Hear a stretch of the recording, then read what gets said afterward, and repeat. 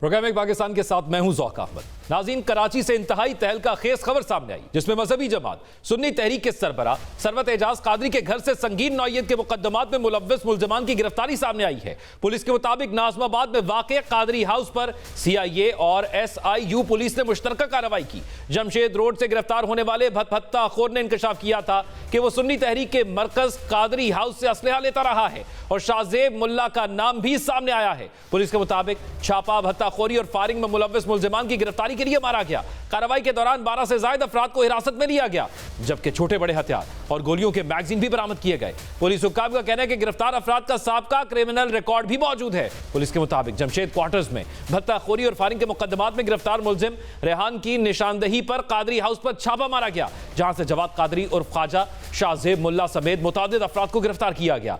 SSP SIU Imran Khan के मुताबिक मुलजमान मजहबी जमात के प्लेटफॉर्म से भत्ता तलब करने में मुलव्वस थे और उनके कब्जे से भारी मिकदार में असलहा बरामद हुआ। दूसरी जानिब सुन्नी तहरीक की क़यादत ने पुलिस कार्रवाई को चार दीवारी के तकद्दुस की खिलाफ वर्जी करार देते हुए मौक़िफ़ इख्तियार किया कि बरामद किया गया असलहा लाइसेंस याफ्ता और कानूनी है।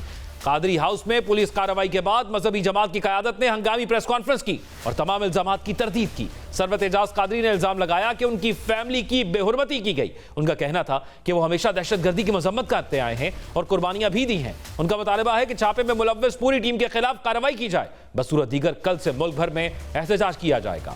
बिलाल सलीम ने कहा कि ये इल्जामात नए नहीं बल्कि 15 से 20 साल पुराने हैं। अगर हुकूमत को कार्रवाई करनी थी तो शफाफ तरीका इख्तियार किया जाता। उनका कहना था कि वो मुहिब्बे वतन लोग हैं, ऐसे इकदामात से दबने वाले नहीं और कानूनी एहतजाज उनका हक है। दूसरी जानिब पुलिस के मुताबिक गिरफ्तार मुलजिमान से मुतल्लिक शवाहिद की रोशनी में तफ्तीश जारी है। इस सारी सूरत हाल पर बात करने के लिए हमारे साथ मौजूद हैं सरवत एजाज कादरी साहब, जो कि सदर हैं सुन्नी इत्तेहाद के पाकिस्तान के अंदर सुन्नी तहरीक के। बहुत शुक्रिया आपके वक्त का कादरी साहब। एक तो ये फरमाइएगा, ये क्या मामला हुआ? 17 लोगों को गिरफ्तार किया गया, 9 अब भी गिरफ्तार हैं, आपको भी इसके अंदर गिरफ्तार किया गया और बाद में रिहा किया गया, तो ये सारी सूरत हाल क्यों पेश आई? औज़ुबिल्लाहिमिनश्शैतानिर्रजीम, बिस्मिल्लाहिर्रहमानिर्रहीम। सबसे पहले और आपके चैनल का बहुत शुक्रिया, आपकी मोहब्बतों का शुक्रिया कि आपने ना इस अहम इशू के लिए सफाई का मौका अता फरमाया। वैसे तो अदालत में तो इस चीज़ का चांस नहीं है, लेकिन आपके मीडिया की आंख के ज़रिए और आपके मीडिया के तबस्सुस से ये कि अपने मौक़िफ़ को आपके सामने रख सकते हैं। सबसे पहली बात ये कि जो ये अचानक वाक़या हुआ है 9 साढ़े 9 बजे के करीब, और आके उन्होंने घर पे हल्ला बोल दिया, ना रीज़न समझ में आई ना वजह पता चली, और उसके बाद उन्होंने घर के दरवाजे तोड़े, माँ बहनों के साथ जो बेहुरमती की वो अलग है, चार दीवारी का तकद्दुस पामाल किया वो अलग है, और रूल और रेगुलेशन ह्यूमन राइट्स सब माइनस था, तकरीबन कुछ भी नहीं था ऐसा। मैं उस वक़्त रिहाइशगाह पे नहीं था मौजूद, और जब पहुंचा हूं तो ये वाक़या हो चुका था, जिसकी वजह से मेरे सामने होता तो शायद इसका रंग और होता। क्या रंग होता? आप मज़ामत करते? कम से कम मज़ामत नहीं करते, मैं उनसे सर्च वारंट पूछता, मैं पूछता किस कानून के तहत आप आ रहे हैं, मैं उनसे पूछता आप किस कानून के अंदर दाखिल जा रहे हैं। एक पाकिस्तान सुन्नी तहरीक का चेयरमैन जो पूरे दुनिया के अंदर एक नाम और एक वकार के साथ रहता है, जो उसने वो मुहिब्बे वतन पाकिस्तानी जिसने सन 80 से लेकर अब तक की जानों के नजराने पेश किए, वो मुहिब्बत वतन पाकिस्तानी जो पाकिस्तान जिंदाबाद के नारे लगाता है, वो पाकिस्तानी जो कहता है कि नश्ता पार के जनाजे हों, 63 या दूसरे मामलात हों, कभी पाकिस्तान के खिलाफ, पाकिस्तान के आइन के खिलाफ, कई शरीयत के खिलाफ बात करने के ना सोचा। अच्छा, अब कादरी साहब, ये जो कादरी हाउस जहाँ से ये गिरफ्तार हुए लोग, ये लोग कौन थे और ये आपकी रिहाइश का है या आपका ऑफिस है जहां पर ये लोग मौजूद थे जिनको गिरफ्तार किया गया, जिनमें से 9 अभी भी गिरफ्तार हैं? जी, ये नाज़िमाबाद नंबर 1 के अंदर है कादरी हाउस। गूगल करें, इजीली आप पहुंच जाएंगे। दूसरा ये कि गुज़िश्ता तकरीबन 33 साल से हमारी तंजीम पूरे पाकिस्तान के अंदर ऑर्गेनाइज करती है, और आपने देखा कि इसके ऊपर भरपूर पूरे पाकिस्तान के अंदर एहतजाज हुआ, और आज गुजरांवाला के अंदर पूरे पाकिस्तान में प्रेस कॉन्फ्रेंस हो रही है। आपकी रिहाइश का थी कादरी साहब? ये मेरी रिहाइश का है, और ये लोग वहां पर मौजूद थे जिनको गिरफ्तार किया गया? ये हमारे स्टाफ के लोग थे, स्टाफ थे मेरे बॉडीगार्ड्स थे जो मेरे गवर्नमेंट ने अलॉट किए हुए हैं, ये वो मेरे गनमैन थे जो रियासत की तरफ से सेफ्टी पॉइंट ऑफ व्यू से दिया गया है। मामला ये है कि आपने कहा कि ये लोग वहां पर मौजूद थे जिनको गिरफ्तार किया गया और कुछ गवर्नमेंट से अलॉट थे, कुछ आपके अपने मुलाजमीन थे। हमने पुलिस से भी राब्ता किया, पुलिस ने भी हमें इस हवाले से कुछ जो है वो शवाहिद फराहम किए। मैं चाहूंगा प्रोड्यूसर साहब से भी वो जरा स्क्रीन पर साथ साथ इन शवाहिद को चलाते भी जाए। मैं जरा चाहूंगा तहम्मुल से जरा सुनिएगा और फिर मैं चाहूंगा तफसीलन इस बात को क्लियर भी किया जाए। अब ये जो लोग गिरफ्तार हुए इन पर FIRs थी, इसमें से मैं बारी बारी बहुत तफसील में तो नहीं जाऊंगा लेकिन बारी बारी आपको बता देता हूं। जवाद कादरी जो गिरफ्तार हुए उन पर 9 मुकदमात दर्ज थे और उसमें संगीन नौयत के मुकदमात भी दर्ज हैं। उसके साथ साथ अगर मैं बात करूं शाहजेब नाम के जो शख्स गिरफ्तार हुआ उस पर भी संगीन नौयत के जो है वो मुकदमात दर्ज हैं, जिसमें सिंध आर्मी एक्ट की जो है वो खिलाफ वर्जी है, कत्ल डकैती की मुकदमात हैं, फिर एक और जो है वो डकैती का मुकदमा है। मोहम्मद ताहिर जो हैं वो भी गिरफ्तार हुए हैं और उन पर भी जो है संगीन नौयत के जराइम हैं, जिसमें 337 है और दीगर दफात शामिल हैं। इसके अलावा अरियान अली का जो है वो भी उनका नाम शामिल है, उन पर भी मुकदमात जो है वो दर्ज हैं मुख्तलिफ। और ये जो मैंने आपको जवाद कादरी साहब बताए जिन पर 9 मुकदमात दर्ज हैं, इसमें 302, 302, 34 PPC, फिर 34 PPC, फिर 324, फिर 302, ये तमाम मुकदमात उन पर दर्ज हैं और संगीन नौयत के मुकदमात दर्ज हैं। इसमें मैं नाम लेता जाऊंगा और नाम भी आते जाएंगे। मोहम्मद हसन हैं, इन पर भी मुकदमात दर्ज हैं। आमिर सवाती हैं, इन पर भी मुख्तलिफ मुकदमात दर्ज हैं। मोहम्मद असलम हैं, इन पर भी मुकदमात दर्ज हैं। मोहम्मद शहबाज खान हैं, इन पर भी मुकदमात दर्ज है। तो वो वारंट के बगैर आए, लेकिन ये तमाम लोग जिन पर 9 मुकदमात या 3-3, 4-4 मुकदमात दर्ज हैं, कत्ल, डकैती, रॉबरी, दहशतगर्दी, गैर कानूनी असलहा रखने के, ये सब लोग वहां पर क्या कर रहे थे? अब जैसे मैंने आपका तामुल से सवाल सुना, अब आपने तामुल से मेरा जवाब भी सुनना है, ठीक है जी? गिव एंड टेक है ये। दूसरा ये है कि ये सारे मुकदमात जो उन्होंने जिक्र किए, जो मेरे पास FIR मौजूद है, मेरे पास जो FIR है, मेरे पास FIR है मौजूद है, उसके अंदर जो इनको अभी वकील के साथ ही बैठा था जब आपके प्रोग्राम में आ रहा था, तो 23A1 लगी हुई है, असला डाला है इन्होंने, है ना। अच्छा, असला और जो ये मुकदमात हैं, ये पुराने माजी में जब MQM के साथ लड़ाई चली थी, क्लैश हुआ था यहाँ पे तालिबान के साथ, और दीगर जब 80 का 90 का दौर था, 92 का दौर था, तो ये जो क्लैश हुआ, उस क्लैश के अंदर आपको पता है सियासी मुकदमात बने, हुकूमत किसकी थी, दाखिला किसका था, यानी सारी चीज़ें थी। वो आज नहीं है। आपने उनकी प्रेस कॉन्फ्रेंस अगर पढ़ी हो, सुनी हो, मैंने लाइव सुनी है, तो उसमें उन्होंने कहा ये 12-15 साल पुराने मुकदमे हैं। इन्होंने क्या किया है, वो जो पुराना एक रिकॉर्ड होता है उसके तहत इन्होंने वो 2024 के मुकदमे भी हैं, और मैं पढ़ के कहते हैं तो सुना देता हूं। फिर कत्ल का मुकदमा सियासी मुकदमा कैसे हो सकता है, कैसे बोगस मुकदमात हो सकते हैं, और अगर आपको इन चीजों का इल्म था कि इन पर अगर आप मुझे पूरी करने देंगे ना, मैं सवाल पुट कर दे तो आप वो भी उसमें जवाब दे दीजिएगा। ये बात कीजिएगा कि अगर आपको मालूम था कि इन लोगों पर पर्चे हैं, तो फिर आपने घर में क्यों रखा हुआ था इनको? नहीं, घर में नहीं है, मेरा स्टाफ है, ये पूरा कादरी हाउस का स्टाफ है, ये कराची के हमारे स्टाफ के सारे साथी दोस्त हैं, बाप स्टाफ में कातिल और डकैत रखे हुए हैं। तो पूरे डकैत इनमें से एक भी नहीं है, कातिल हैं एक भी नहीं है, सब मुकदमात में बरी हो गए, मुकदमे बरियत हुई है, मुकदमे कातिल भी नहीं है, मुकदमात ये सब झूठे मुकदमे हैं, सारे मुकदमात। तो इनको परसू नहीं किया आपने पहले, इससे पहले, या अभी झूठे मुकदमात ना होते हैं, ये मेरे जाने अजीज, ये अगर जो मुकदमात होते थे आज बरी नहीं हुए थे, ये बरी हुए 10 साल हो गए। कितने साल हो गए? 10 साल हो गए बरी हुए भी, बरियत हुई 10 साल हो गए। उस वक्त आपको पता क्या दौर था, जब ये MQM थी, एक तरफ गैंगवार थी, सारे मामला चलते थे, दहशतगर्दी उरूज पे थी, तो उस वक्त तो आपको पता है कि जिसकी हुकूमत होती थी उसके मुकदमे बनते थे, जैसे आज का दौर है।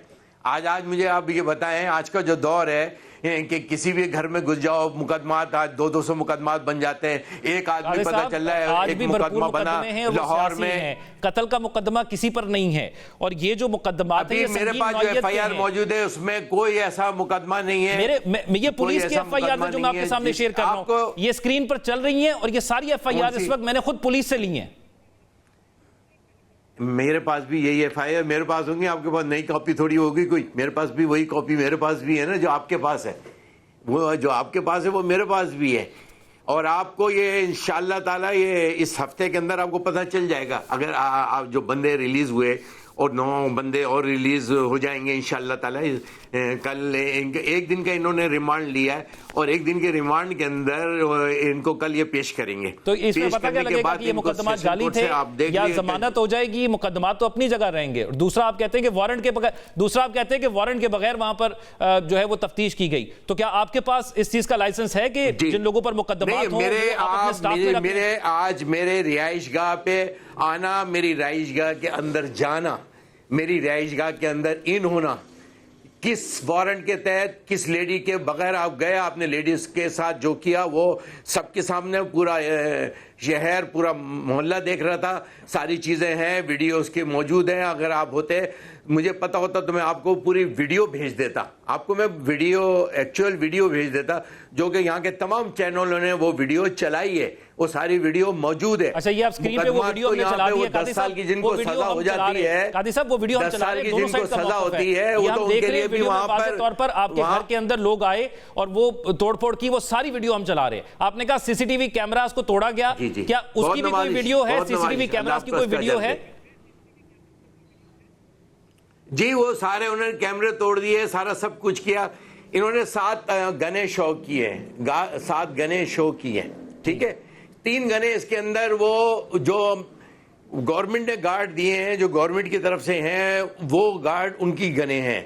रात लेट हो गए थे तो वो उनकी गने वहां रखी हुई थी, वो लेट आवर में नहीं, वो उनकी गने वहां पे मौजूद थी, 3 गने। ठीक है। अच्छा, अब कादी साहब आपने कहा वारंट नहीं थे, बगैर वारंट के बगैर खवातीन स्टाफ के वो अंदर दाखिल हुए, तो क्या एक मजहबी जमात का सरबरा, उसका वहां पर ऑफिस हो, पूरी दुनिया के अंदर लोग उनको जानते हो, वो इतने संगीन मुकद्दमात वाले लोगों को अपने स्टाफ में रख सकता है या उस घर के अंदर रख सकता है? क्या आप लोग अगर किसी को स्टाफ मेंबर रखते हैं तो उसकी जांच पड़ताल नहीं करते? बगैर जांच पड़ताल के सर मेरे बाहर वो जाने अजीज, आप मेरी सुनते ही नहीं। अगर आपने ये इस तरह अपने कर रहे हैं, आप सुने, जवाब देना। आप या तो किसी खास से उसके तहत आप गुफ्तगू कर रहे हैं, पूरा मौका दे रहे हैं, लेकिन आप मुझे सुने ना। आप जी क्या मौका दे रहे हैं? आप एक सवाल अभी पूरा नहीं हो तो फिर आप कहते हैं वो इसके अंदर ऐड कर लो। हम चाहते हैं कि पिन पॉइंट जवाब आ जाए, जो बात पूछी जा रही है हां या ना में उसका जवाब आ जाए। यहाँ पे रूम्स हैं, सारे रूम हैं, या ऑफिस है। अभी भी मैं ऑफिस में बैठा हुआ, ठीक है। मैं ऑफिस से आपसे गुफ्तगू कर रहा हूँ। ऑफिस है हमारा, पूरा सिस्टम है, स्टाफ है। पूरे पाकिस्तान के अंदर 650 ऑफिसेज हैं, पूरे पाकिस्तान के कराची से खैबर तक, और पूरे एक मतलब अभी भी लास्ट में अभी कल ही इस्लामाबाद से वापस आया हूँ। वहाँ उलमा मशाइख कन्वेंशन थे इस्लामाबाद के अंदर, पिंडी के अंदर, इस्लामाबाद के अंदर, वहाँ पे जिना कन्वेंशन के अंदर। वहाँ से मैं कल वापस लौटा हूँ। वहाँ हमारे अकाबरीन उलमा, यकीनन ये आपको मैंने कहा कि ये इससे पहले भी हम तो अदालत में केस कर देना, अदालत में चले जाएंगे, अदालत से इंशाअल्लाह ताला फैसला होगा। और अगर कादी साहब अदालत ये कर देती है फैसला कि ये जो गिरफ्तार अफराद हुए हैं, इन पर ये जो मुकदमात हैं ये साबित हो जाते हैं, तो फिर आप जिम्मेदारी लेते हैं, जमानत लेते हैं? ये तमाम 9 के 9 अफराद या जो रिहा भी हो गए हैं, इनकी जमानत आप लेते हैं? जी, उनका तो ताल्लुक नहीं है। मेरे घर के 3 अफराद मेरे घर के, मेरा भांजा, मेरा भतीजा, मेरा बेटा, 3 अफराद घर के। एक वो बंदा था जो घर का काम करने आया था, दरवाजे के लॉक सही कर रहा था, उसको ले गए। वो मसीह है, वो कारपेंटर था, चाय देने वाला स्टाफ का वो था, सोशल मीडिया के लोग थे, पूरा स्टाफ होता है, पूरा स्टाफ होता है। 15, 20, 17 आदमी थे। जवाद भाई जो है वो हमारे कराची के सदर है। अच्छा, और उन पर और सदर पर 9 मुकदमा दर्ज है। जनरल सेक्रेटरी है 302 का मुकदमा सदर पर दर्ज है, 324 का मुकदमा सदर पर दर्ज है, आप बना रहे हैं ना मुकदमे। 788 का मुकदमा सदर पर दर्ज है। अल्लाह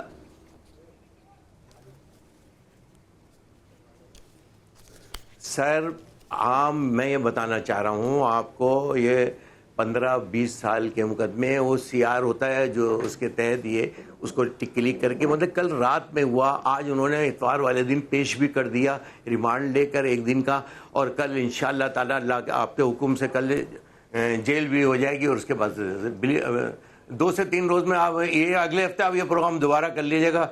मैं पूरी FIR के साथ आपके सामने बैठूंगा। अच्छा सरवर साहब, वैसे आपने फरमाया दहशतगर्दी के खिलाफ जो है वो बहुत सी कुर्बानियां दी हैं आप लोगों ने, तो इतना असलहा घर में रखने की जरूरत क्या है? वैसे नहीं, यदि आपके पास नहीं है कोई रिकॉर्ड, आपके पास रिकॉर्ड नहीं है नश्ता पार्क के जनाजों का, आपके पास रिकॉर्ड नहीं है जब शहर कराची में रोज 5-5 आज आप जो 5-5 जनाजे रोजाना उठते थे उसका रिकॉर्ड आपके पास नहीं है। हमें लाशें उठाने नहीं देते थे, उसका रिकॉर्ड आपके पास नहीं है। 400 जनाजे हमारे उठे, 2 क़यादतें सलीम भाई को एक दहशतगर्द तंजीम ने, एक कलदम तंजीम ने उनको दहशतगर्दी का निशाना बनाया। मेरे बानी, मेरे कायद मोहम्मद सलीम कादरी शहीद रहमतुल्लाह अलैह को दहशतगर्दों ने दहशतगर्दी का निशाना बनाया। उनके खानदान के, उनके घर से 4 जनाजे उठे थे। उसके बाद अब्बास भाई का नंबर आया, अब्बास भाई ने सरबराह बने, नश्ता पार्क में 63 जनाजे उठाए थे। पूरी हमारी क़यादत को शहीद कर दिया गया था। उसके बाद हमने जी 80 की दिहाई से जो दहशतगर्दी शुरू हुई, मस्जिदों में, इमाम बारगाहों में लोगों की इबादत गाहों का निशाना बनाया गया। दहशतगर्दी उरूज के ऊपर थी और उस वक्त इतनी दहशतगर्दी उरूज पे थी कि हम अपने जनाजे नहीं उठा सकते थे। पुलिस की मोबाइलों के अंदर हमारे ऊपर मुकदमे बने, हमारे पुलिस की गाड़ियों में डाल के लेके जाके कत्ल करके मोबाइल से नीचे फेंकते थे। चैलेंज कर दिया है ये जो पुलिस ने छापा मारा इसको अदालत में? मैं अदालत, ये अभी आज ही का दिन तो है, आज ही तो अभी हुआ है, वो कल का वाक़या है सर। आप हैरानकुन बात देखें, आज संडे है सर, आज संडे है। संडे के रोज इनको अदालत में पेश करना, संडे के दिन इनसे एक दिन का रिमांड लेना और कल ये दोबारा पेश करेंगे ये इसमें अदालतों के अंदर। आप अगले हफ्ते मेरे साथ एक प्रोग्राम कर लीजिएगा इसी मौजू के ऊपर। अब आप FIR पे कर लीजिएगा मुझसे। आप डन करें, हम तफसीलन बात करेंगे। क्या मसला है? यही आप घर पे बैठे हो और फिर आपके साथ 100 बिल्कुल, और 129 सहाफी शहीद हुए थे। क्या वो दहशतगर्द थे? उलमा शहीद किए गए हमारे, वो दहशतगर्द थे? सलीम भाई को शहीद किया, वो दहशतगर्द थे? मैं इंजीनियर जो 17 साल जापानियों के साथ रहा, 2006 में मैंने रिजाइन किया और मैंने आकर कहा यार चले अल्लाह की रजा के लिए अपनी जिंदगी माजी के जो वाक़यात आप जिक्र कर रहे हैं वो मैं समझता हूं कि बिल्कुल वो ठीक नहीं थे, लेकिन क्या ये जो FIRs हैं ये भी दुरुस्त हैं? और इसीलिए ये सवाल उठाया कि इतने लोगों को संगीन FIR थी वो आपके स्टाफ के अंदर मौजूद थे।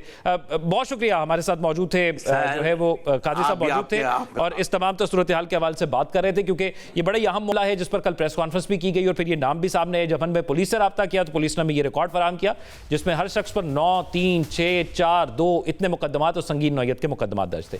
एक ब्रेक की तरफ चलते हैं, स्टे विद अस। ब्रेक के बाद खुशामदीद नाज़रीन। माजी में तुंदो तेज बयानात देने वाली तहरीके इंसाफ, इस्लामाबाद पर चढ़ाई करने वाली तहरीके इंसाफ, हुकूमत गिराने के इरादे जाहिर करने वाली तहरीके इंसाफ, रियासत और इदारों के खिलाफ महाज खोलने वाली तहरीके इंसाफ अब मुहतात हो गई है। माजी में जारहाना लबो लहजा रखने वाली तहरीके इंसाफ की जुबान तो अब भी सख्त है, लेकिन फैसलों में एहतियात बरत रही है और इकदामात में सोच विचार से काम ले रही है। वो तहरीके इंसाफ जो हर हद से गुजर जाया करती थी अब रेड लाइन क्रॉस करने से गुरेज कर रही है। डी चौक इस्लामाबाद की तरफ मार्च की बातें तो कर रही है, लेकिन कोई हतमी तारीख देने से इज्तनाब कर रही है। तर्जुमान पाक फौज की तरफ से बानी तहरीके इंसाफ को जहनी मरीज कहा गया, कौमी सलामती के लिए खतरा कहा गया। इसके जवाब में भी तहरीके इंसाफ ने बराह रास्त नाम लेकर जवाब देने से अपना पहलू साफ बचाया। आज तहरीके इंसाफ ने कोहाट में जलसा किया, इसमें वजीर आला सुहेल आफरीदी समेत अहम PTI रहनुमाओं ने शिरकत की। इस जलसे में किए गए खिताब भी जोशीले थे, लेकिन इनमें बराह रास्त टकराव वाली कोई बात ना थी। PTI के सूबाई रहनुमा शफी जान ने तो दरखास्त की कि उनकी जमात को दीवार से ना लगाया। तहरीक इंसाफ को मुफाहमत के रास्ते पर चलने का मशवरा साबिक गवर्नर सदर इमरान इस्माइल भी दे चुके हैं। उन्होंने प्रेस कॉन्फ्रेंस में कहा कि मुल्की तारीख के लिए आपस के झगड़ों और इख्तलाफ को एक जगह रखकर साथ चलना पड़ेगा। उन्होंने कहा कि तहरीक इंसाफ ने मुजाहमत की तो उससे नदामत ही होगी। मुफाहमत की बातें तहरीक इंसाफ के दीगर रहनुमा भी कर रहे हैं। अली मोहम्मद ने कहा तहरीक इंसाफ का असल मकसद तो सिस्टम को ट्रैक पर लगाना है, जबकि सलमान अकरम राजा ने कहा खामोशी भी तो मुजाहमत ही होती है। नाज़रीन, तहरीक इंसाफ का बदलता मिजाज ये बता रहा है कि अब उसने तदब्बर को हिकमत अमली बनाया है और खुद को सियासी तन्हाई से निकालने की कोशिश कर रही है। क्या पाकिस्तान तहरीक इंसाफ का ये यू टर्न उसके लिए फायदेमंद साबित हो सकता है और क्या वाकई संजीदगी वो इस हवाले से सोच रहे हैं? इस पर बात करेंगे। हमारे साथ सीनियर सहाफ़ी और तज्जियाकार नसरुल्लाह मलिक साहब, राना मुबशर साहब और आदिल अब्बासी साहब हमारे साथ मौजूद हैं। मैं सबसे पहले राना मुबशर साहब आपसे आगाज़ करूँगा।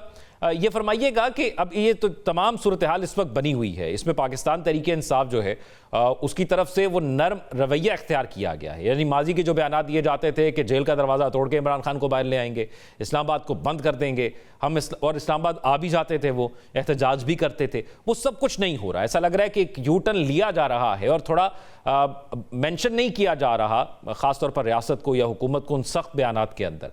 तो आपको लगता है कि ये यूटर्न की तरफ जा रहे हैं और ये किसी तरह फायदामंद हो सकता है पाकिस्तान तहरीक इंसाफ के लिए? देखें, जो करीबी लोग थे ना, those people who were like close to Imran Khan, जिस तरह इमरान इस्माइल था, असद उमर था, ये लोग इस तरह और काफ़ी लोग थे जो कि बहुत करीब थे इमरान खान के। और जब गवर्नमेंट में थे ये लोग, तो हमने उस वक्त देखा कि ये लोग असर्ट करते थे, इमरान खान के फैसलों पे असर्ट करते थे ये लोग। और अगर कोई फैसला वो इमरान खान अगर करता भी था और जो इन लोगों को पसंद नहीं होता था, तो वो अपना वेट थ्रो करते थे और उसको कन्विंस करते थे कि ये जनाब फैसला गलत है, इस तरह नहीं, इस तरह कर लें, ठीक है। तो वो उनकी बात इमरान खान मान जाया करता था। अभी situation is all together different, it's a different ball game all together right now. अभी सिचुएशन ये बनी हुई है कि जो लोग इस वक्त जाते हैं, मिलते हैं इमरान खान से, इमरान खान फ्रेंच बोलता है, ये लोग जो मिलने जाते हैं ये पर्शियन बोलते हैं। सो एक दूसरे के साथ इनकी कम्युनिकेशन जो होती है वो एज सच कोई इतनी कंड्यूसिव इन्वायरमेंट भी नहीं होती, लेकिन उसके साथ साथ कोई कन्विंसिंग भी नहीं होती है। सो वो लोग पुराने जिनको जो पार्टी में इस वक्त नहीं है, पीटीआई में, सो उनको मेरे ख्याल में अगर आगे लाया जाता या होते अगर पीटीआई में, तो आज सिचुएशन डिफरेंट होती। लेकिन अभी जो है वो इस सिचुएशन में इसको सब चीज़ों को मद्देनजर रखते हुए अगर आप देखा जाए तो जो जितनी स्ट्रीट पावर थी, जो मसल शो करना था, पिछले 2-3 सालों में पीटीआई ने शो किया। लेकिन जो क़यादत बाहर थी, जो 5-5, 10-10 लाख रुपया लगा के जिन्होंने एमएनए की सीटें ली हैं, 5-10 लाख रुपए में कहाँ एमएनए की सीटें मिलती हैं? ये तो सारा वोट जो था इमरान खान का था। ये वो लीडर्स नहीं है जो इमरान खान को समझ सकते हो। सो ये वो आ तो गए, इनको तो सूट ही नहीं करता कि इमरान खान बाहर आए। इमरान खान बाहर आएगा तो ये जो लोग बैठे हुए इस वक्त, या इस वक्त फॉर दैट मैटर जो लीडरशिप बैठी हुई है बाहर पीटीआई की, वो तो चाहेगी कि वो अंदर ही रहे। लेकिन राणा साहब, आपको लगता है कि आपने कहा कि ये 1.5-2 सालों में जोर लगाया, जोर गलत जगह लगा दिया? एक मौका था साल पहले जब इमरान खान से बात भी होती थी, दरवाजे भी खुल जाते थे, फिर वो एहतजाज कॉल ऑफ भी कर देते थे, गलत जगह जोर लगाते रहे? नहीं, देखें, गलत जगह नहीं, timing is very important in politics, ठीक है ना जी। टाइमिंग जो थी वो टाइम गुजर गया, ठीक है। अभी आप असर्ट नहीं कर रहे, ये लोग असर्ट कर नहीं सक रहे, let me put it this way, क्योंकि वहां पे एक इशू बना हुआ है। और ये जो बाहर जो लोग बैठे हुए हैं, ये जो बातें करना शुरू कर दी है इन्होंने कि जनाब इस वक्त मुफाहमत होनी चाहिए। अब सिचुएशन भी चेंज होगी ना, सिनेरियो भी चेंज हो गया। सिनेरियो ये चेंज हो गया कि जो हेड ऑन जा रहे थे एस्टेब्लिशमेंट के साथ पीटीआई वाले, अब वहां पे क्लैरिटी आ गई। 26वीं आईनी तरमीम आ गई, 27वीं आईनी तरमीम आ गई, क्लैरिटी आ गई कि जनाब क्या होना है, क्या हो सकता है, किस तरीके से अगले 5 साल, 7 साल, 10 साल चल रहा है सारा सिलसिला। नसरुल्लाह मलिक साहब, इस वक्त आपको लगता है कि पाकिस्तान तहरीक इंसाफ बैकफुट पर आ गई है? क्योंकि बैरिस्टर गौहर साहब ने जब ISPR की प्रेस कॉन्फ्रेंस हुई थी उसके बाद कहा था कि अब इमरान खान से हम रिहाई के मुतालबे से हटकर इमरान खान से मुलाकात के मुआहदे पर आ गए हैं। फिर जिस तरह के बयानात माजी में हम सुनते थे, जेल तोड़ देंगे, ये कर देंगे, उस तरह बराह रास्त टकराव की पॉलिसी से भी इस वक्त पाकिस्तान तहरीक इंसाफ इज्तनाब कर रही है। तो आपको लग रहा है कि वो जो सियासी सतह पर जिस तरह हुकूमत या इदारे उनसे चाहते हैं कि बातचीत करे, वो उस राह को ले रहे हैं, उस तरफ आ रहे हैं? तहरीक इंसाफ को अभी तक सियासी फैसले करने के हवाले से उनमें कुछ सलाहियत मौजूद है। तहरीक इंसाफ आज का जलसा आप देख लें कोहाट में, जिस किस्म की जो दोबारा से बातें की जा रही हैं, इस्लामाबाद आएंगे, आज़ादी लेकर वापस जाएंगे, अगर गवर्नर राज नाफज हुआ तो कारकुन इंतजार किए बगैर गवर्नर हाउस का घेराव कर लें। तहरीक इंसाफ को ये नारे सूट करते हैं क्योंकि उन्होंने शुरू से एक ऐसी सियासत की इक़्तिदार से निकलने के बाद कि हर वक्त रियासती इदारों को चैलेंज करें, मुखालफिन को चैलेंज करें, एक दूसरे के खिलाफ इंतहा पसंदी की सियासत करें, और यही उनकी पॉपुलैरिटी की बुनियाद है। अगर वो हल्का सा जो है वो नरम रवैया अख्तियार करते हैं, तो आपने देखा होगा कि उनके जो अपने हामी हैं, वो उनके खिलाफ तनकीद करना शुरू कर देते हैं। तो अब तहरीक इंसाफ अपने उस फैन क्लब के उस निर्गे में आ चुकी है, जहां उनके लिए समझदारी के फैसले करना भी बड़ा मुश्किल हो गया है। बैरिस्टर गौर हों, बाकी लोग हों, वो चाहते ज़रूर हैं कि मामला तय हों। लेकिन आप देखें, एक तरफ कमेटी बनती है, फिर सियासी कमेटी तोड़ दी जाती है, अली मीन गंडापुर सबको निकाल दिया जाता है, नए लोग शामिल कर लिए जाते हैं। और पीटीआई की अब हालत ये हो चुकी है कि दो मुख्तलिफ सियासी जमातें, एक जो है सुन्नी इत्तेहाद जो है वो मजलिस बात मुसलमीन जो है, उनके अलावा राजा नासिर अब्बास साहब हैं, और दूसरे महमूद खान अचकज़ई साहब अपनी पार्टी के सरबराह हैं। ये दो सियासी जमातों के सरबराहान उनकी पॉलिटिकल कमेटी के मेंबर अनाउंस कर दिए गए हैं। यानी ये भी पाकिस्तान की तारीख में पहली बार हुआ होगा कि भाई कोई ऐसा इत्तेहाद तो नहीं है, अपनी पॉलिटिकल पार्टी के मेंबरान की जो नशिस्तें हैं वो उन्होंने अपनी दीगर पार्टियों को दे दी हैं। इसलिए कि वहां पे इस वक्त कोई किसी को समझ नहीं आती, कोई कहता है ये सलमान अकरम आज़ाद साहब का ग्रुप है, कोई कहता है जी नहीं ये मुखालफीन का ग्रुप है। पीटीआई अपने उन मसाइल का शिकार है, तंजीम साजी के हवाले से भी, फैसला साजी के हवाले से भी, और यही उनके लिए इस रास्ते में सबसे बड़ी रुकावट इस वक्त बनी हुई है। इस सूरत हाल के अंदर आदिल अब्बासी साहब, आप समझते हैं, क्योंकि पाकिस्तान तहरीक इंसाफ के लिए एक चैलेंज ये बना हुआ है कि अगर वो मफाहमत की बात करते हैं तो फिर सोशल मीडिया पर बड़ी तनकीद की जाती है, और फिर गद्दार भी कहा गया उनके अपने एमएनए को, और दूसरी तरफ पार्टी की अगर सीनियर लीडरशिप की बात की जाए तो वो कहीं ना कहीं एक तो अपने आप को डिस्टेंस भी करते हैं उस सोशल मीडिया से, और दूसरा वो ये समझते हैं कि मामला बातचीत से ही आगे जाएगा। मुख्तलिफ बयानात मौजूद हैं, कहीं कहा गया खामोशी भी एक मज़ामत होती है। तो पाकिस्तान तहरीक इंसाफ किस तरह बैलेंस कर पाएगी, क्योंकि मुलाकात तो हो नहीं रही, तो जिस तरह की सूरत हाल इस वक्त बाहर है उसमें बैलेंस कैसे कर पाएगी कि मामलात को आगे लेकर चला जाए, ना कि डेडलॉक पर बरकरार रखा जाए? बैलेंस नहीं कर सकती जी, बैलेंस बड़ा मुश्किल है, क्योंकि उसकी वजह यह है कि अनफॉर्चुनेटली जो पाकिस्तान में पॉलिटिकल पार्टीज हैं, वो उनकी जो पॉलिटिकल पार्टीज के जो हेड्स हैं वही पॉलिटिकल पार्टी हैं। किसी हद तक कई मामलात के अंदर शायद एक आप देखते हैं मुशावरती अमल चलता है, कंसल्टेशन होती है, डिस्कशन होती है, एडवाइस ली जाती है, लेकिन मेजॉरिटी जो बड़े डिसीजंस होते हैं वो पार्टी हेड्स लेते हैं पाकिस्तान के अंदर। एक ओपिनियन लेना और बात है, लेकिन फाइनल डिसीजन, फाइनल कॉल वही लेते हैं। लेकिन पीटीआई का तो केस जो है, वो कहते हैं ना, इनका बाबा आदम तो सबसे ज्यादा निराला है। वो तो एक पॉलिटिकल पार्टी के हेड से ज्यादा आपको पता है कि वहां पर आपको कल्ट भी मिलता है, ब्लाइंड फॉलोइंग भी है, फैन क्लब भी है, और जाहिर है उनके नजदीक जो उनकी आइडियोलॉजी है उससे करीब तर लोग भी उनके फॉलोवर है। तो इसमें डिफरेंट कैटेगरीज हैं। दूसरी पॉलिटिकल पार्टीज में लोग शायद इस वजह से हैं कि उनको लगता है कि जो कुछ भी उनकी आइडियोलॉजी है वो उनके साथ अटैच है। लेकिन पीटीआई का फॉलोवर सिर्फ वो नहीं है जो पॉलिटिकल आइडियोलॉजी पे साथ है, वो फैन भी है, वो कल्ट फॉलोइंग भी है, और उसमें और बहुत से पहलू है। तो ये जो जब बानी चेयरमैन की हम बात करते हैं तो ये जहन में रखना चाहिए कि जो वो कहते हैं, जो वो कहेंगे, वही पॉलिटिकल पार्टी कहेगी। मसलन माइनस इमरान खान पूरी की पूरी पीटीआई की कोई हैसियत नहीं है। इमरान खान की एक ट्वीट पूरी पॉलिटिकल पार्टी को एक रात में खत्म कर देती है और एक रात में बना देती है। पॉलिटिकल पार्टी इस तरह होती है कि आप एक दिन वकीलों को दे देते हैं, एक दिन आप पूरी पार्टी सियासी लोगों को दे देते हैं, एक दिन सियासी कमेटी टूट जाती है, एक दिन वकील पीछे हो जाते हैं, और एक दिन दो करैक्टर आते हैं, चार पीछे हो जाते हैं, चार आगे आते हैं, दो। सो इस तरह से पीटीआई ऑपरेट करती है। तो जो पार्टी है वो इमरान खान है, इमरान खान है जो वो पार्टी है। फिर ये it's kind of a populism. मैं इसको बार बार कहता हूँ, लोग इसको समझ नहीं पाए। 4-5 साल से मैं कंसिस्टेंट पोजीशन से ये बात कर रहा हूँ, मेरी कंसिस्टेंसी है इस मामले में, कि ये पॉपुलिज्म की भी एक वेव है। तो वहां पर जो फॉलोवर है उससे से कोई सरोकार नहीं है कि बातचीत होती है या नहीं होती। ये जो सोशल मीडिया वाली बात है, मैं इस बात पे आपको पूरी जिम्मेदारी से कहता हूं कि जिस दिन इमरान खान कहें मुज़ाकरात करने, उस दिन बाजमात ये सोशल मीडिया भी इनका और जमात पूरी की पूरी और लोग फॉलोवर इनके सब के सब जाकर मुज़ाकरात पे राजी हो जाएंगे, और वो इन्हीं मियां साहब के साथ और जरदारी साहब के साथ बैठ के मुज़ाकरात कर रहे होंगे। अगर वो कहें कि मुज़ाकरात नहीं होने, तो आप बेशक दुनिया के नेक तरीन आदमी के साथ मुज़ाकरात के लिए पीटीआई को रिक्वेस्ट डाल दें, वो कहेंगे कि नहीं ये बंदा ठीक। और ये हमने देखा भी, इवन नून लीग के साथ भी उन्होंने अगेंस्ट जो तहरीक चलाई और बाद में उसी तरह सब कुछ साथ था, तो वो फर्क नहीं पड़ता। ये बात आपकी दुरुस्त है। लेकिन नसरुल्लाह मलिक साहब, तो मैं आपको जरा ये पॉइंट स्टैब्लिश कर दूं कि पीटीआई के अंदर इस वक्त जो कुछ भी हो रहा है वो इमरान खान साहब की विल से हो रहा है, और वो जो चाहते हैं वो हो रहा है।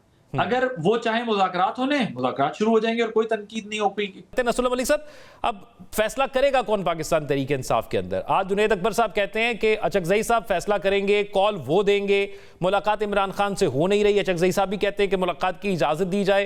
पहले यही फैसले पाकिस्तान तहरीक इंसाफ खुद किया करती थी, कॉल देती थी, आती थी। अब फिर फैसला कौन करेगा? देखिए, जो फैन क्लब होते हैं या फैन क्लब बनी हुई जो सियासी जमातें होती हैं, उनके यही मसाइल होते हैं।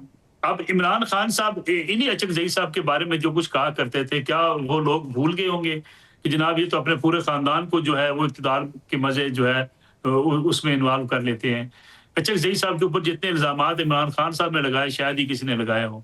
और फिर महमूद खान अचकजई जो है वो एक पार्लियामेंटेरियन है, वो इस किस्म की सियासत तो नहीं करेंगे। इस्लामाबाद अगर बैठ जाएंगे, उठ कर नहीं जाएंगे, या लाठियां लेकर आएंगे या डंडे लेकर आएंगे, या ये कहेंगे जी कि पुलिस ने अगर हमें रोका तो हम क्रेन्स के जरिए तमाम रुकावटों को हटा देंगे। तो मेरे ख्याल में अगर महमूद खान अचकजई साहब के कंधों पे मामलात आ ही गए हैं तो फिर पीटीआई को सुलह ही कर लेनी चाहिए। मेरा ख्याल ये है कि पीटीआई की अपनी जो सियासी गलतियां हैं उससे वो ना सबक सीखना चाहते हैं, ना समझना चाहते हैं, और जो एक महाजराई को एक पीक पे ले जा चुके हैं, अब उससे पीछे हटते हैं तो सोशल मीडिया के जो वॉरियर उनके हैं उनके गले पड़ जाते हैं। अब अंदाजा करें ना, अगर बैरिस्टर गौर जो हैं वो वज़ीर आज़म शहबाज शरीफ साहब से हाथ मिलाते हैं तो उनको गालियां देना शुरू कर देते हैं उनके अपने सोशल मीडिया वर्कर्स। इस सतह पे आई सियासी जमात के लिए अपने इंटरनल मसाइल बहुत बढ़ जाते हैं, और मुझे लगता नहीं है कि मुस्तकबिल करीब में कोई ऐसी एहतिजाजी तहरीक शुरू होने वाली है जिसके नतीजे में पीटीआई को कोई रिलीफ मिल सके या इमरान खान साहब जेल से बाहर आ सके। बल्कि जनरल फैज हमीद की जो सजा के बाद पीटीआई के लिए मुश्किलात मजीद बढ़ सकती हैं, इसमें कमी होती बज़ाहिर तो नजर नहीं आती है। अच्छा, आदिल अब्बासी साहब, मुज़ाकरात के ऑप्शन तो उन्होंने लिए नहीं, मुज़ाहमत उनको फायदा दे नहीं रही, तो फिर मुस्तकबिल क्या है? नहीं, देखिए, अभी मौलाना साहब का जिक्र हुआ। मौलाना साहब के बारे में जो है वो मानी चेयरमैन के क्या अल्फाज और ख्यालात थे, और जो पार्टी सोशल मीडिया या जो पार्टी के लोग उनके बारे में बयानात देते थे, आज वो मौलाना साहब की इमामत में नमाजें पढ़ रहे हैं उनके जो मेंबरान है सीनियर्स, चाहे वो तरामीम की मुज़ाकरात मुशावरत के चक्कर में क्यों ना हो। अचकजई साहब के बारे में जो लैंग्वेज, जिस तरह उनका दुपट्टा चादर का मजाक उड़ाते हुए उसको दुपट्टा बना के उन्होंने मजाक उड़ाया था स्टेज के ऊपर धरने के, वो सबको पता है। मैं बारहा ये बात कहता आया हूँ, मैं आपको दोबारा ये बात अर्ज कर दूं कि बेसिकली अगर वो चाहेंगे तो मुज़ाकरात भी होंगे, वो चाहेंगे मुज़ाकरात नहीं होंगे। वो मुज़ाकरात बेसिकली इन लोगों से नहीं करना चाहते। उनका ये ख्याल है कि ये पीडीएम के बाद जो हुकूमत पीएमएलएन की इत्तेहादियों की बनी और फिर अब तो ज़ाहिर है उनके पास मेजॉरिटी है, ये इनके पास इख्तियार नहीं है। इख्तियार इस्टेब्लिशमेंट के पास है। इस्टेब्लिशमेंट उनसे बात नहीं करना चाहती।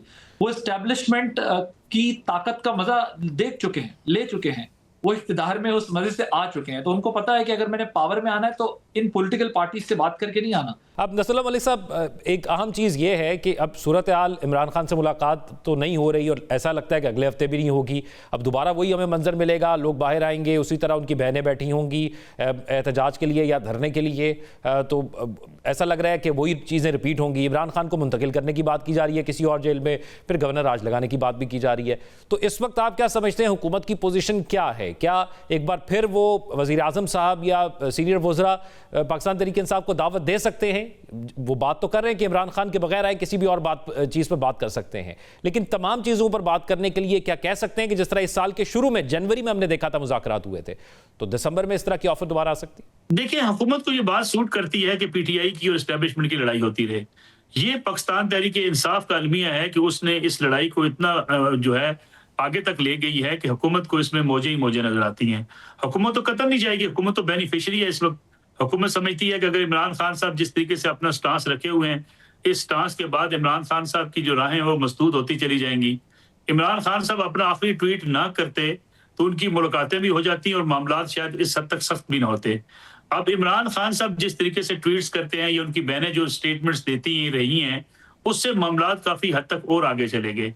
हुकूमत इसकी बेनिफिशियरी है। हुकूमत मुज़ाकरात में भी संजीदा आपको दिखाई नहीं देगी और हुकूमत को कोई मसाइल भी नहीं है। या तो हुकूमत को बड़ा चैलेंज हो अपोजिशन की तरफ से, अपोजिशन की तरफ से हुकूमत के लिए कोई बड़ा चैलेंज नहीं है, एस्टेब्लिशमेंट हुकूमत के साथ है। तो मेरा ख्याल है हुकूमत को इससे ज्यादा पीटीआई को समझदारी का मुजाहरा करना होगा, क्योंकि अगर एक शख्स एक पार्टी बेनिफिशियरी है तो उसको जो है उसके बेनिफिट से हट के अगर पीटीआई सोचेगी तो कम से कम अपने लिए रास्ते बना सकेगी। अच्छा आदिल अब्बासी साहब, अब सूरत हाल ये है कि आपको लगता है कि हुकूमत का रवैया यही रहेगा? एक तो क्योंकि हर कुछ अरसे बाद बात की जाती है, कुछ तकरीबन इस साल के शुरू में ही अता तारर साहब ने गालिबन एक प्रेस कॉन्फ्रेंस की थी जिसमें बताया था सबूतों के साथ कि पाकिस्तान तहरीक इंसाफ पर बैन लग जाए शायद। फिर ISPR की प्रेस कॉन्फ्रेंस आई, उसके बाद भी ये सवाल उठा कि शायद पाकिस्तान तहरीक इंसाफ पर बैन लग जाए। इस वक्त मौजूदा सूरत हाल के अंदर मजीद कोई नरमी रखेगी हुकूमत, खुद कोई थोड़ी सी स्पेस देने की कोशिश करेगी कि चले अगर वहाँ से बयानात इतने सख्त नहीं आते तो यहाँ से भी वो कम कर दी जाए, या फिर आपको लगता है कि अब ये फुल एंड फाइनल सख्ती होगी अब पाकिस्तान तहरीक इंसाफ के साथ और ये जितने मामला डिस्कस हो रहे हैं, वो गवर्नर राज हो या दीगर मामलात हो, वो सब यूटिलाइज भी किए जाएंगे?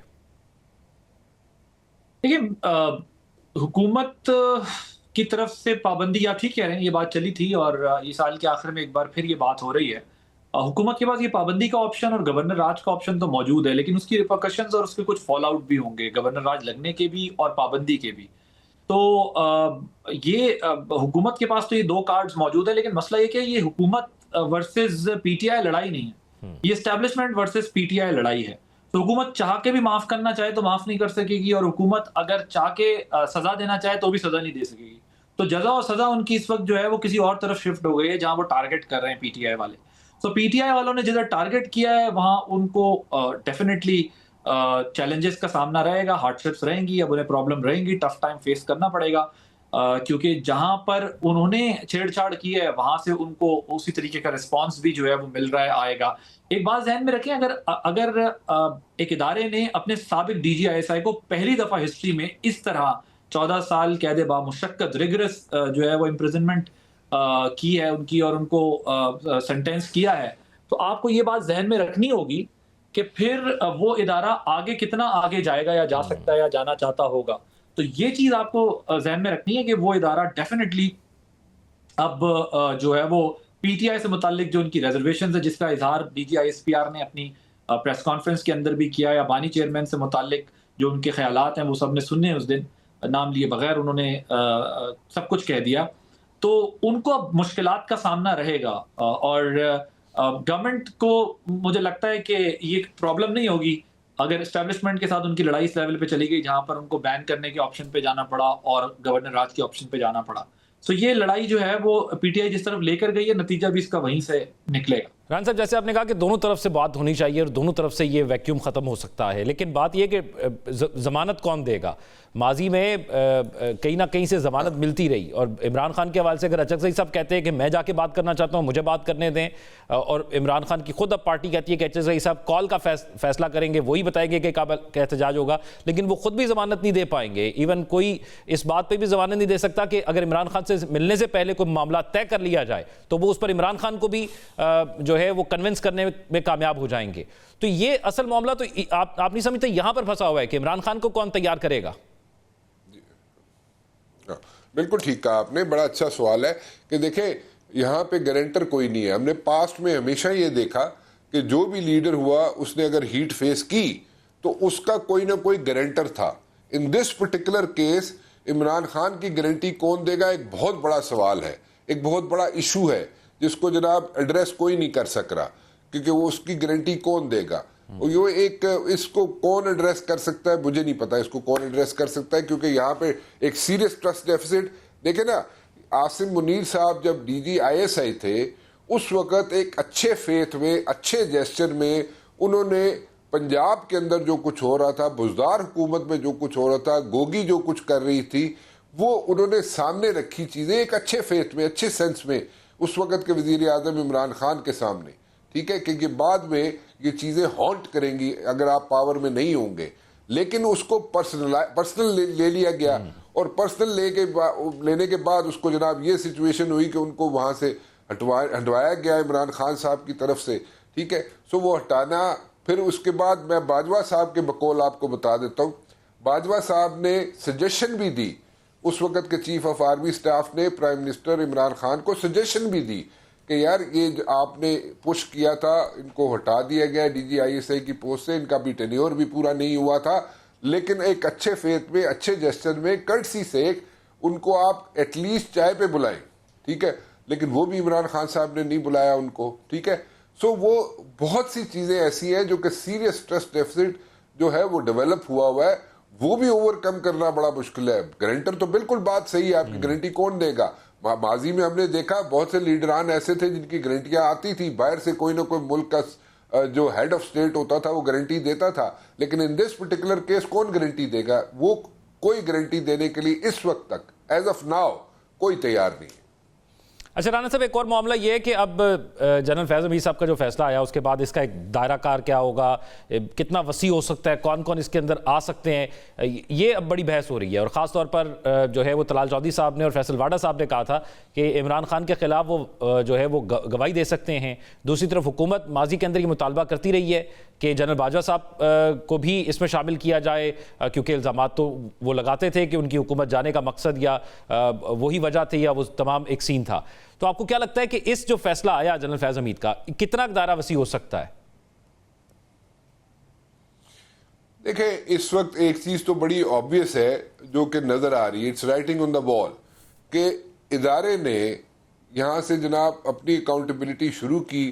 फैज़ हमीद के खिलाफ उन्होंने जनाब दिया, यहाँ पे डिसीजन दिया, उसके बाद फैज़ हमीद वहाँ पे वादा माफ बनते हैं नहीं बनते हैं, या बिल्स या वहाँ पे कुछ बीन्स स्पिल करते हैं या नहीं करते हैं, that is yet to be seen. वो मुझे नहीं पता, उसका मैं कुछ नहीं कह सकता, लेकिन ये मैं ज़रूर कह सकता हूँ कि 9 मई के वाक़यात में जिन लोगों के खिलाफ सॉलिड एविडेंसेस है, सॉलिड एविडेंसेस जिनके खिलाफ हैं, उनको सजाएं बिल्कुल हो सकती हैं और वो आइंदा कुछ ही हफ्तों में बिल्कुल हो जाएंगी। उसमें कोई इफ्स एंड बट्स नहीं है, क्योंकि एक प्रेसिडेंट सेट हो गया कि जनाब फौज ने अपने बंदे के खिलाफ, अपने जनरल के खिलाफ उन्होंने फैसला दे दिया। अब बारी जो है उन लोगों की है जिनके खिलाफ सॉलिड एविडेंसेस मौजूद हैं, उनको सजाएं होने जा सकती हैं अगले कुछ ही हफ्तों में। ठीक है, बहुत शुक्रिया। हमारे साथ नसरुल्लाह मलिक साहब मौजूद थे, राना मुबश्शिर साहब मौजूद थे और आदिल अब्बासी साहब मौजूद थे। और पाकिस्तान तहरीक इंसाफ के लिए वाज़ेह तौर पर एक ही रास्ता नज़र आता है कि अगर वो तमाम तज्ज़ियाकार इस बात पर मुत्तफ़िक होते हैं कि अगर वो मुज़ाहमत की सियासत को छोड़कर बातचीत की सियासत पर आएँ और थोड़ा सोशल मीडिया से अपने आप को डिस्टेंस करें या वहाँ पर भी एक मुज़ाहमत की लहर चलाएँ, तो शायद उनके लिए बेहतरी हो सकती है। आने वाला वक्त ही बताएगा कि किस हद तक बेहतरी हो सकती है। एक ब्रेक के बाद आप साथ हैं। ब्रेक के बाद खुशामदी नाज़रीन, अवामी मसाइल पर आवाज़ बुलंद करने वाली जमात इस्लामी एक बार फिर मैदान में आने की तैयारी कर रही है।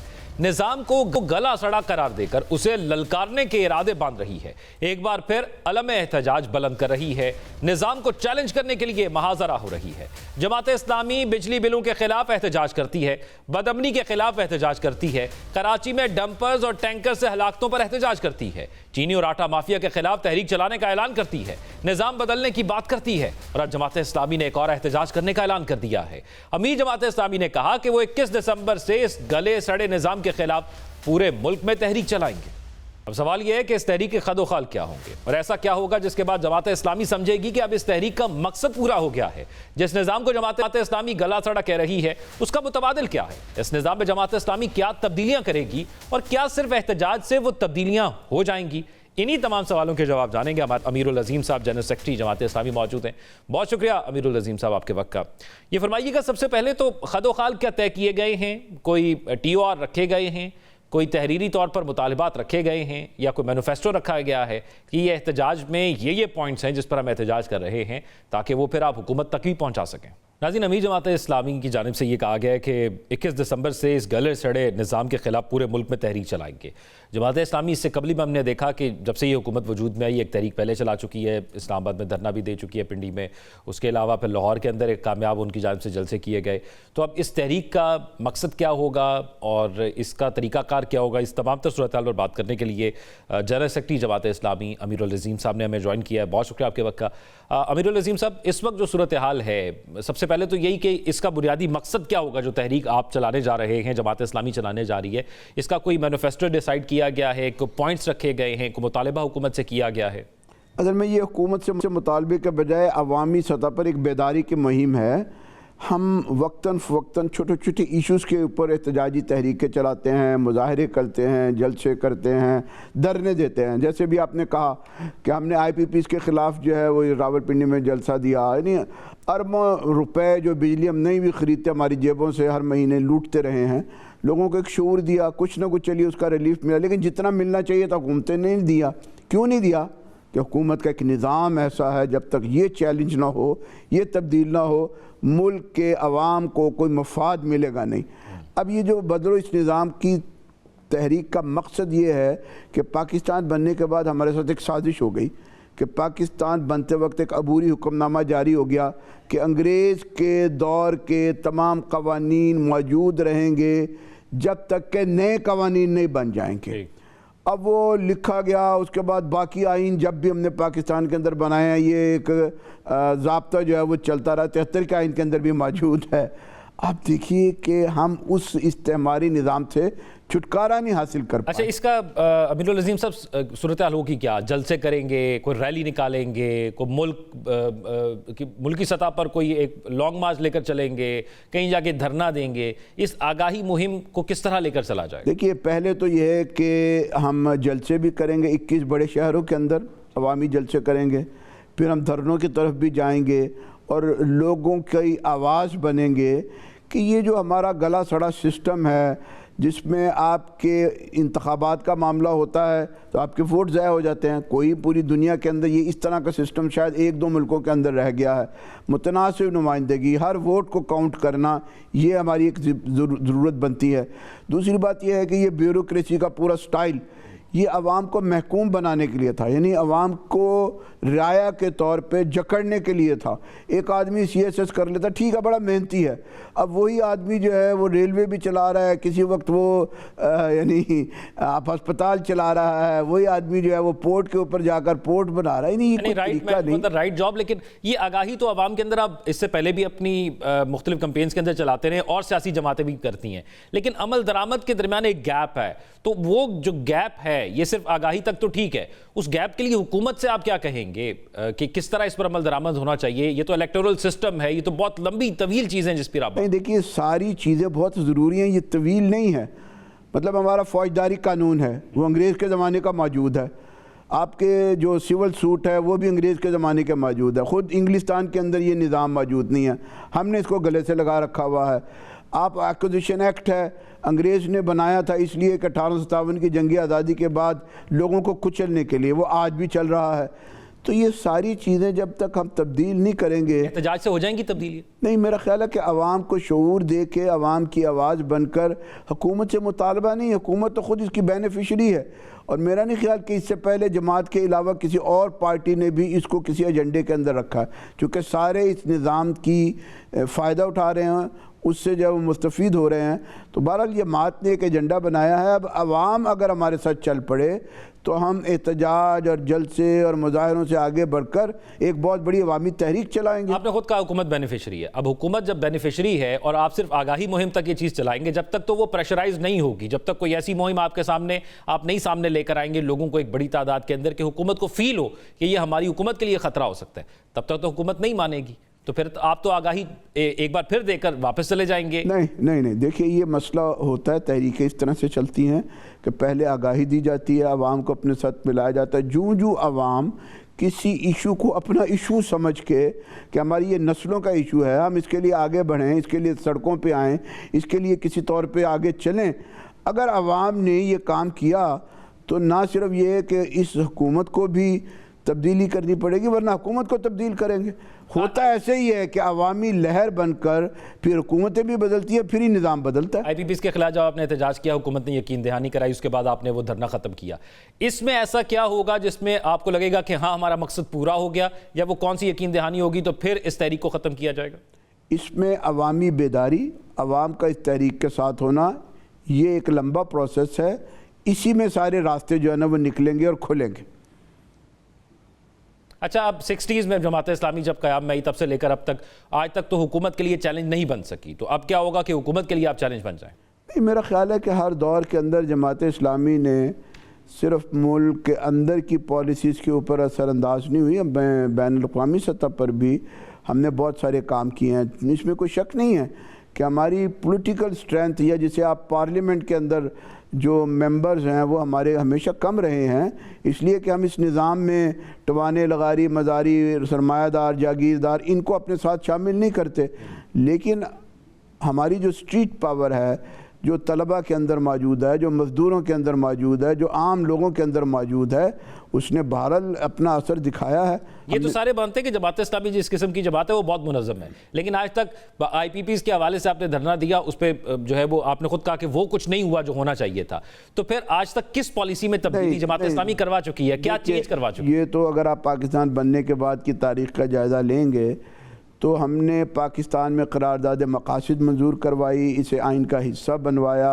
उसके बाद जब कभी भी कोई ऐसी ज़रूरत पड़ी है कि सोसाइटी की कदरें बेहाल हुई हैं और यानी और फहाशी है, इसके ख़िलाफ़ हमने जद्दोजहद की, रोका है हमने, यानी आप यूँ समझिए कई नस्लों के ईमान को बचाया है। बहुत शुक्रिया अमीरुल अज़ीम साहब, सेक्रेटरी जनरल जमात इस्लामी अरसद मौजूद थे। नाज़रीन, आज के प्रोग्राम से इतना ही, अपना ख्याल रखिएगा। अल्लाह हाफ़िज़।